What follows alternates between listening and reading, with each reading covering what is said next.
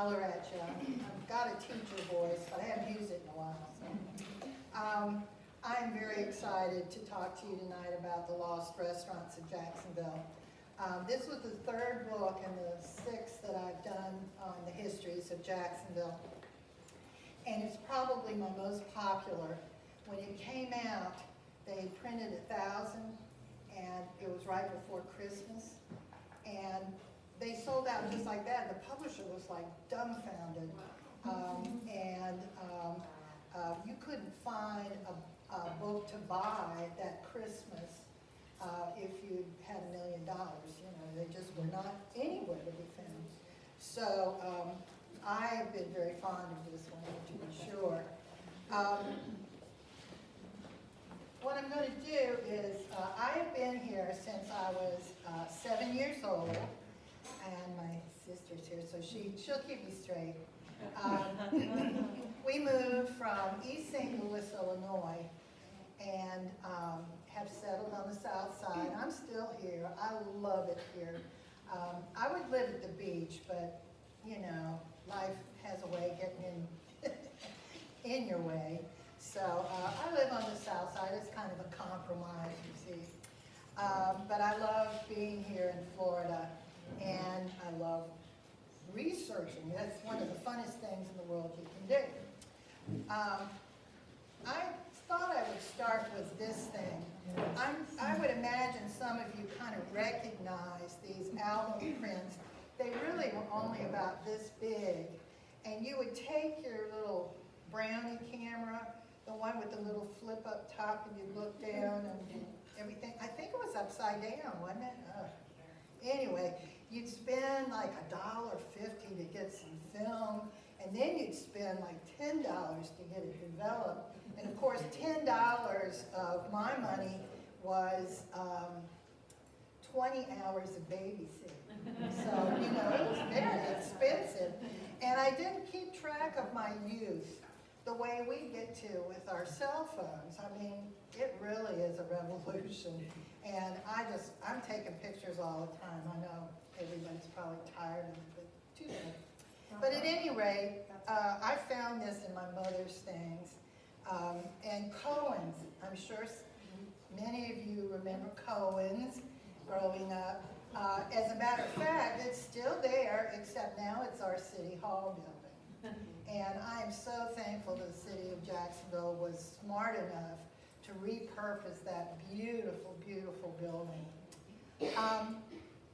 I'm going to talk about all the restaurants starting from the beach and moving toward the west. And so, you know, you'll get the lion's share of beach in the beginning. This place was a very fancy schmancy place. I never got to go there. There were 4 children in the family, that's 6 people. We didn't go out a lot, you know.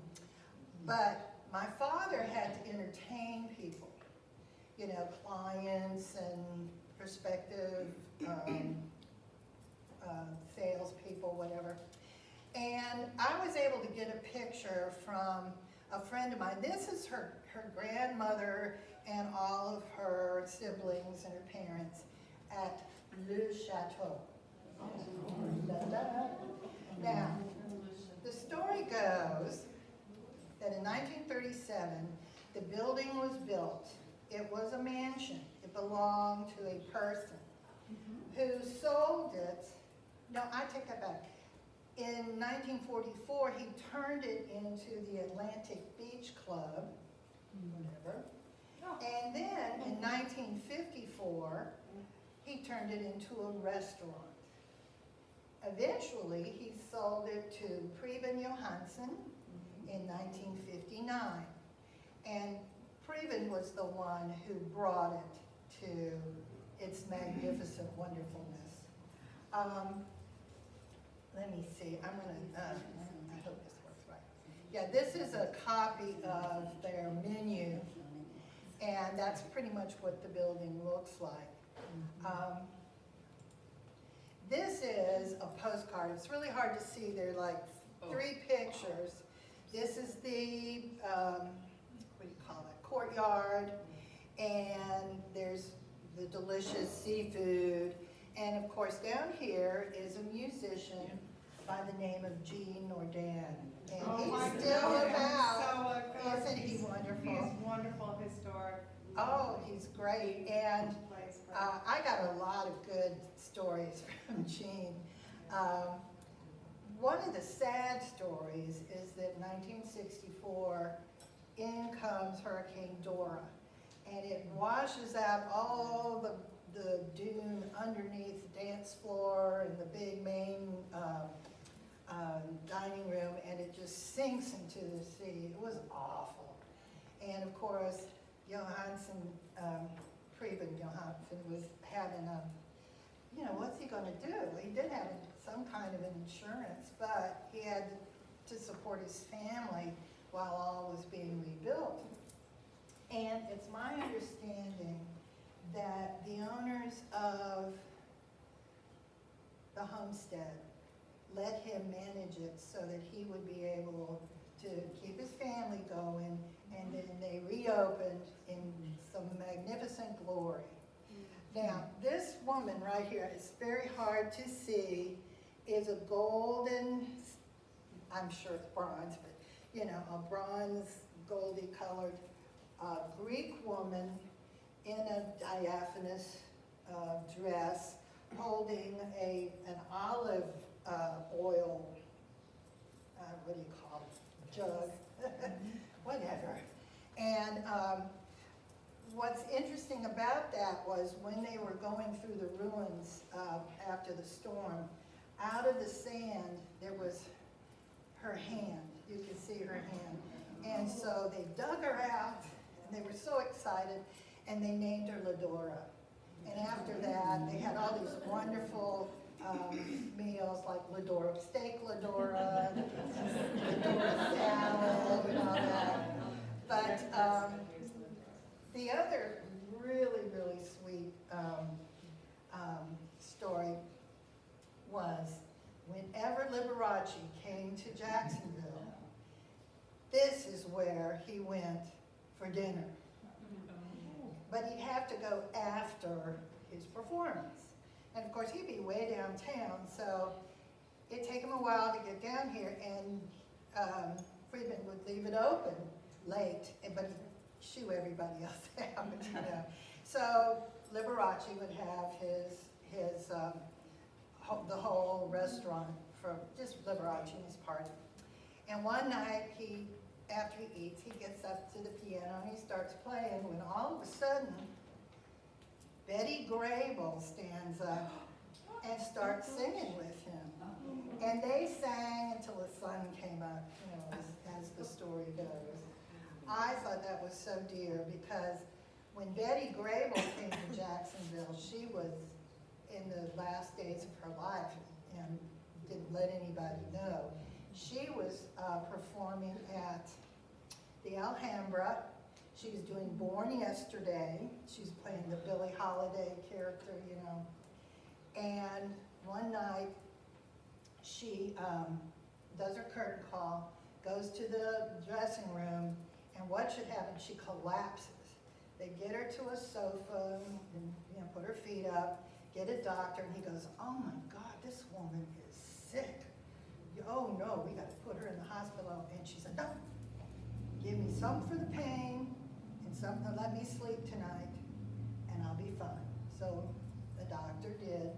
She was supposed to be there for 4 weeks. She ended up staying for 8.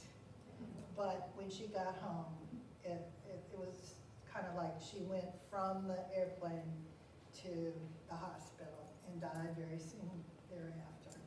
But it was one of those things, like, she was such a trooper, and she was very beloved of all the stage people. She would play poker with them and drink and smoke and have a great time whenever they had some downtime. So they loved her. And it's my understanding that sometimes the prima donnas from Hollywood are kind of hard to deal with, but she was wonderful.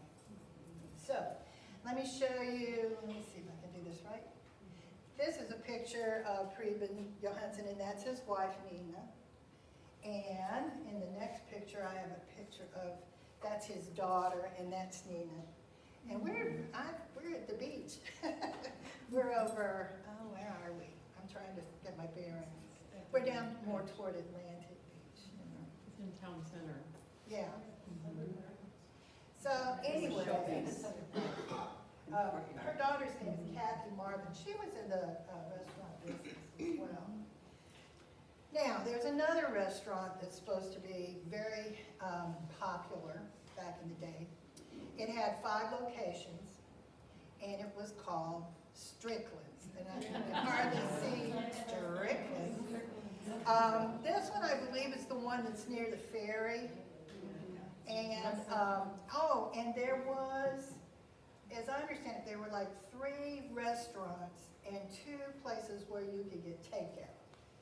So, it's satellites, I guess you call it. So they were very popular. And, let's see, there's another one, you'll see it later, it's the Strickland's Townhouse. Now that one my dad used to go to. It was on Phillips Highway, and that was where, near his office, and they would take clients out there. I was always jealous.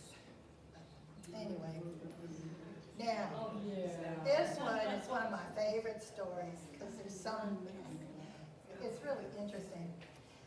Way back in the day, before there was a bridge, when there was only a ferry at the intracoastal, many of the wealthier people in Jacksonville would pack up a little bag for their sons and take them to the ferry and dump them off at the beach for the summer. That was it. See you in the fall, you know, and then they go home. Now, I thought, can you imagine doing that with your children? Well, there was a wonderful boarding house run by a woman named Alpha Painter. And she was such a good cook, and she was probably kind of like a drill sergeant too, because she was able to handle all these wild and crazy little boys. Can you imagine? I'm just beyond comprehension. But at any rate, she, after a while, she got tired of doing that, so she said, I'm just going to do a restaurant. And that's when it became the Homestead Restaurant. And so, anyway, it was wildly popular for many, many years, especially with the surfing crowd, because after a hard day of surfing, nothing was better than going and getting all-you-can-eat chicken on Friday, until they said, okay, that's all you can eat, you know, which they did quite frequently. Now, the really interesting thing was, it's haunted. So the story goes. I always like to go in and say, is this place haunted? And you usually think they'll go, oh no, you know, and act like they don't want anybody to know that they have ghosts, so they don't, eh. But I was amazed how many people said, yeah, it's really haunted. There are 2 stories. One of the waitresses at the homestead was fixing some curtains. She was fixing the valance or something of a curtain when she began to fall backwards. And she swears someone pushed her back up. Otherwise, she would have landed on the floor and probably killed herself. That was one story. The other story is that there was a fireplace that opened in 2 different rooms. And one of the waitresses went in, and there was this woman, but she was like in period clothes. And she came around and said, who is that? And people went around and went, who? And she wasn't there. So, anyway, we think it's Alpha. That's what they all say. Anyway, it's now Taco Lou. And they say that they still get visits from Alpha. And I just thought that that was absolutely fascinating. And I love Taco Lou. I'm glad they didn't tear it down. I mean, it's still got the original center. Now, let me get this straight, because it's kind of long and convoluted. Anybody remember the Green the sea turtle. The sea turtle is now where Ocean's One is. And the green turtle is on Phillips, not far from the townhouse. Apparently there was a lot of partying going on Phillips Highway. And I hate to tell you, this napkin, when my husband and I got engaged, we went to the sea turtle, and I saved this in my memory book, and it's, I don't know what kind of DNA is on there. I don't even want to think about it. I can't believe I saved it, but I'm glad I did, because there are not a lot of those around anymore. But at any rate, there's the green turtle, and I just love it. It doesn't look, well, it was kind of a deco design, I guess. I don't know exactly. Now this was the sea turtle, and if you'll notice, here's the seahorse, which is when our Uncle Byron used to come down from Chicago with his baby oil and iodine, and he would sit out there and cook himself. Mama wouldn't let us do it. She kept doing the copper tone for us. But right over here, there's the restaurant, and then they put up a hotel. Now Barry Adib, who was, see, everything's connected. My husband was a fraternity brother of Barry Adib. He was his big brother, as a matter of fact, at Phi Kappa Tau at Florida State University. And he, George Bull, the developer, built the hotel, and he wanted to be the first person to ever stay in the hotel. Well, it was fortunate that they decided to open on the week of the oil embargo, which was in 73. Oh, I got it wrong. I wrote it down. 73. Thank you. Anyway, Barry has since started the Beaches Diner. So, Yes. yeah, now we had one in San Marco that burned, and they didn't reopen. It's become something else entirely. But I love Barry. He was so generous with his time.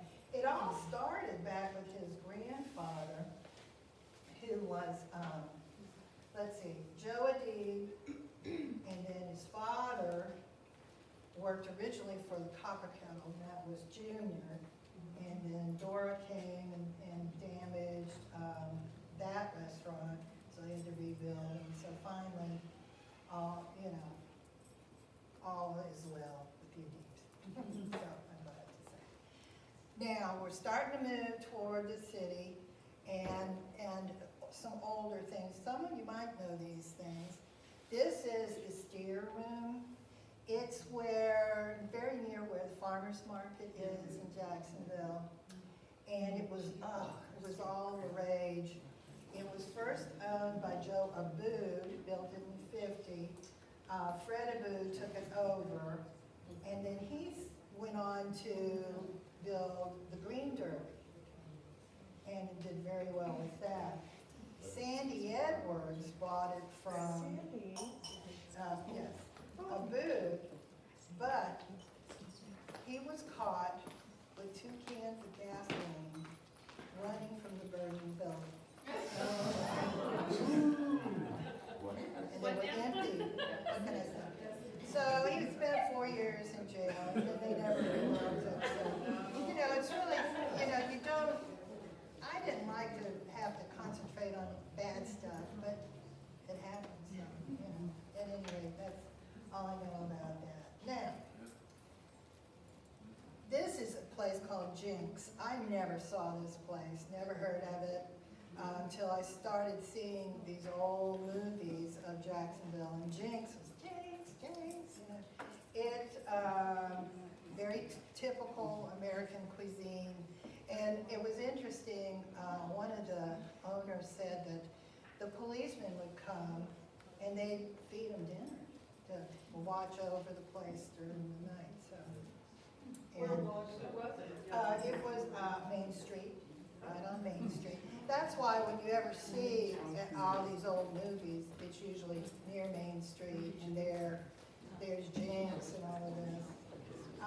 Another one, now this one is very weird. This one was in Ripley's Believe It or Not. Everything in there is green. Even the man who owns the place, everything he wore was green. He even made his little dog Peggy have a green coat or a green collar or whatever. And I just thought, you need to know. Another really big deal one is visors. Visors started on Forsyth. In the 30s, it went to Duval, West Duval. Then it moved to the south side, which is where I encountered it. It's my understanding that the owner was so proud that he would ask his patrons to come through the kitchen to see how clean it was, you know, so that they could feel assured that they were getting sanitary food. And then finally, there was one in Arlington, but it all closed in '68. This next one is Ivory's Chili Parlor. Now, I included this because Ken Manuel, who was a person I worked for in the school system, this is his daddy, that's Ivory, and here's his mama. And they had this chili parlor right across from the Strand, which was in La Villa. And they were very successful, and people after the movies would come over and have all sorts of wonderful food. But chili parlors were big deals for some strange reason. I never really would have thought that would be all that in a bucket of chicken, but it's true. One other one was Keys. Really, that's really weird. That one's so old, Oliver Hardy used to go there when he was doing some of the silent movies in Jacksonville. And they eventually started selling it in cans. But there's another funny story about that. When they were doing the labels, the first time somebody looked at it and said, "You can't sell this." And they said, "Why not?" He said, "Because it's over 50% fat." So they had to reformulate it a little bit. But I was going to bring in the only can, but I was afraid it might blow up. But Publix used to sell it. Another one is, this one's so kitschy, was Joanne's Chili Bordello.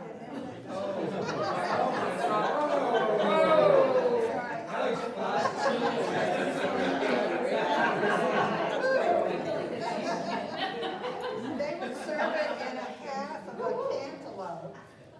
And we went to this, the only time I ever went was my brother-in-law's.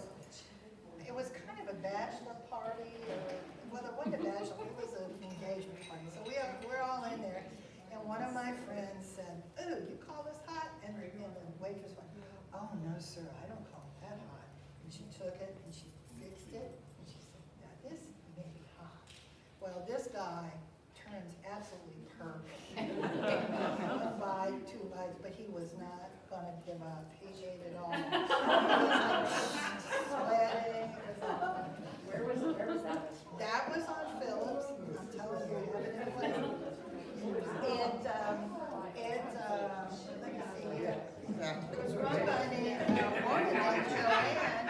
She was probably of my generation. She died young, and I'm not sure. Yeah, she did. She had breast cancer. She was a waitress. Was she really? She was. She carried our daughter around in the top bar while we. Oh, cool. Oh, wow. Well, anyway, I thought it was cute. What can I say? You know, it was tastefully done, but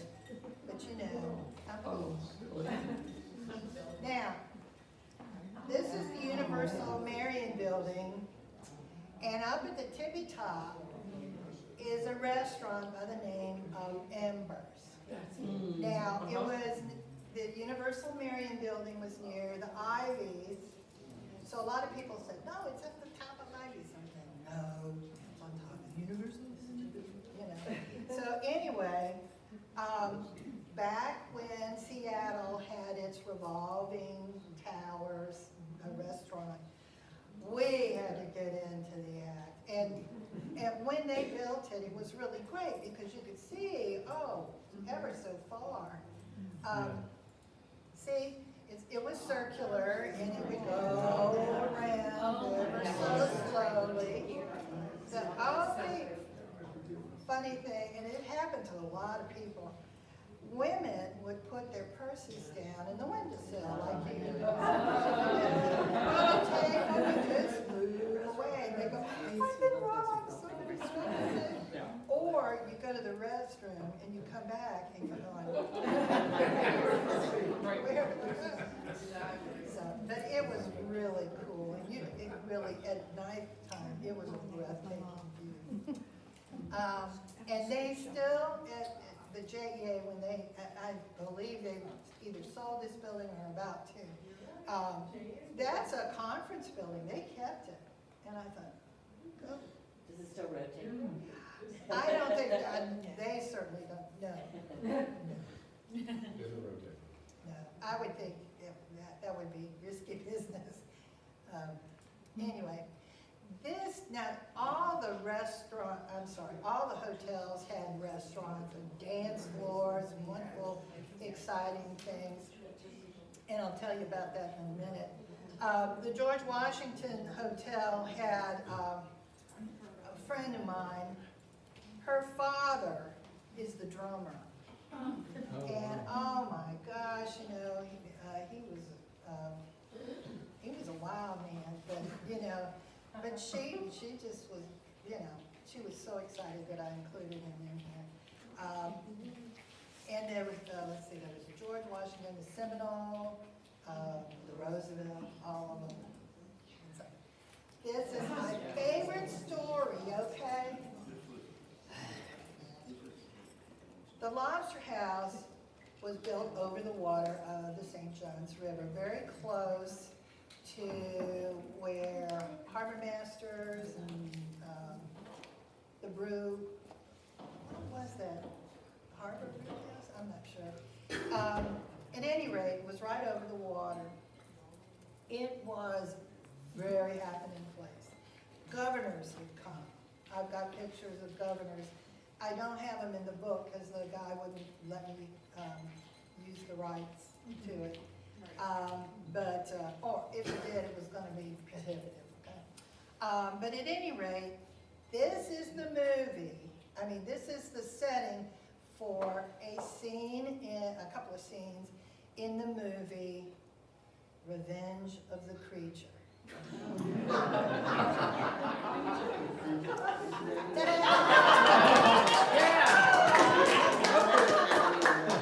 Now, what's so cool about this is, you know, the first movie, you know, they find this gill man in Brazil or the Amazon somewhere, and, you know, they think they've killed it. Well, no, they got to go back and see if maybe there's another one.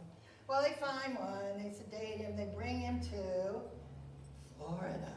Where do they bring him? Well, they don't call it Marineland, but it is Marineland back in the day. And so all those underwater scenes were done in Marineland. Well, for some strange reason, he gets agitated, having been kidnapped, I guess, and he breaks out, and oh, there's killings and all that horribleness and screaming and disaster movie kinds of activity. And he goes to the water and he swims out into the ocean. Does he go south back to his home? No, he goes north to Jacksonville. And he comes in and goes to the Lobster House. Sorry. He goes to the Lobster House. Now, he crawls out of the water, and when he walks in, they're all dancing, you know,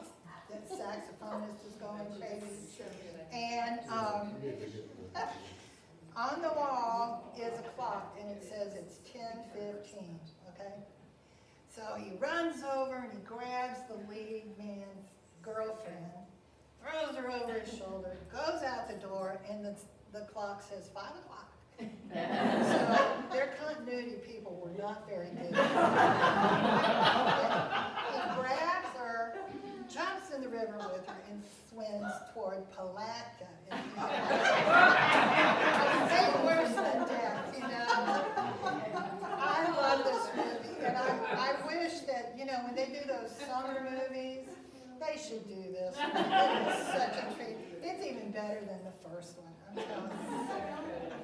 So anyway, she's beautiful, of course. He doesn't just get anybody. He has to find a beautiful one. And of course, but it all, you know, he dies, of course, but everybody else is like, oh, it was very sad. Now, that made me think of this one, and you got to hear this story too. This is called the Dolphin Restaurant and Lounge, and it's in Marineland. And it used to have in the bar a thing that looked like a ship, and it would go like this, which I thought was a kind of mean thing to do to people who were drinking. You know? Oh, what was that? So anyway, that's not too far from Marjorie Kennan Rollins' Crescent Beach house.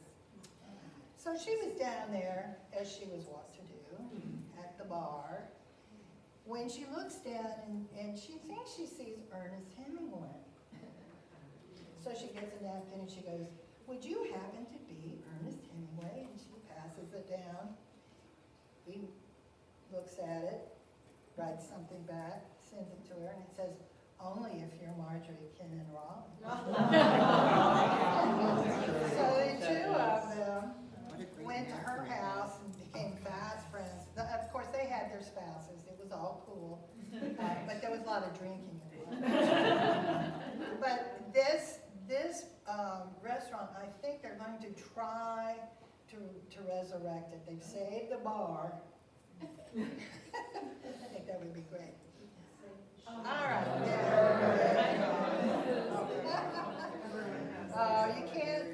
You gotta love the Thunderbird. When I was talking to a lot of people, they said, you know, when that was built, that was on the way far away. It was where, if you didn't want anybody to know what was going on, that's where it was. And it had in it, I want to say, like 5 different bars. This one is called the Waterfall. And remember those little oil things, you know? Oh, gosh. Drippy things, yeah. That, and then there was a Zodiac Lounge and all of that, but it was quite the place to carry on, I guess. And it's sad. I think they just started demolishing, if I'm not mistaken. And if not, it's soon to be demolished. It's on Arlington Expressway. It's sad, you know, but life goes on. Here's the pool. And this is the guy who was the owner. I want to say his name is Stein. And that's a model. I was going to say his daughter, but it's not. So. Anyway, isn't that nice? Yeah. And I just thought I would include this one in particular. Antiques. I know a lot of people remember those. They were all over the place. They would bring in all these antiques, you know, and put them all over the walls and such, like this ebony elephant, which every restaurant needs. And that's one of the, and I brought a couple, you can look at them. Remember matchbooks? Wherever you went, you could smoke. Right there, you got everybody.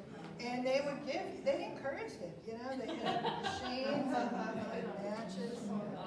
This is the townhouse. Now that was Strickland's townhouse. I thought I would include it, but look at that, man. How fancy. I mean, it's so 50s, 60s. I love it. You know, that mid-century modern stuff. And so,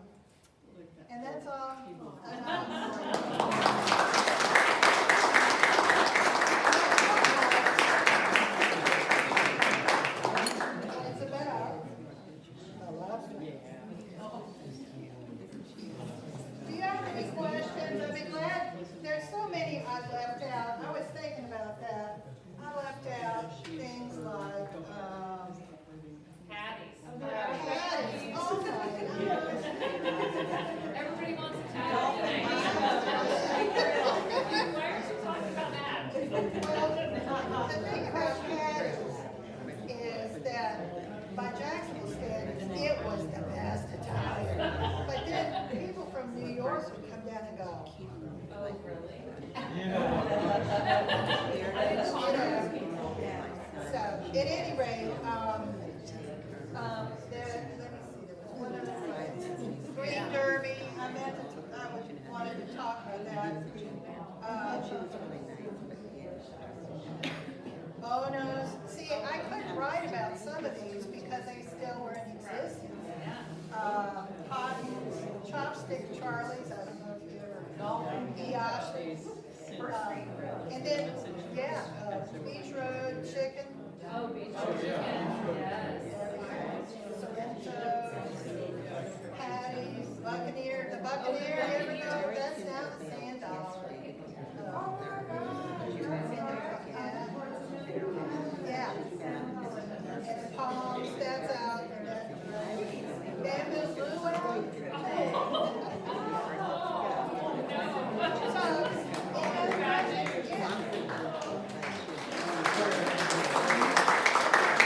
Did you talk about strip clubs at the beach? I did not talk about that one specifically, but I do know, the rumor is that after the Stones, the Rolling Stones played in the Coliseum, they came down, they closed the restaurant